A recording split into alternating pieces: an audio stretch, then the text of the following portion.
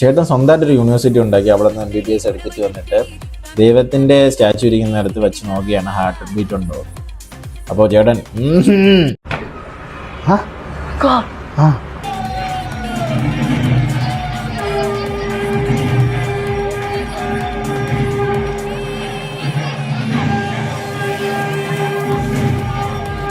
കുറച്ച് കൂടിയിട്ടുണ്ടോ എന്ന് സംശയമുണ്ട്. ഇത് വേണമെങ്കിൽ നമുക്കൊരു റിയൽ നോർത്ത് പീപ്പിൾ സ്റ്റോറി എന്ന് പറയാൻ നമുക്ക് വേണമെങ്കിൽ. എനിക്ക് തോന്നുന്നു ചേട്ടൻ 100 രൂപ കൊടുത്തിട്ട് സർട്ടിഫിക്കറ്റ് അടിച്ചിട്ട് ഡോക്ടറായ ആളാണെന്നാണ് എനിക്ക് തോന്നുന്നത്. അതിൻ്റെ എല്ലാ ഗുണവും ഇതിൻ്റെ അത് ഞാൻ കാണുന്നുണ്ട്.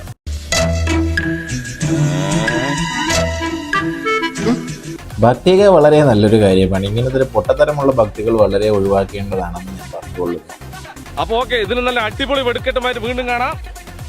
ബൈ.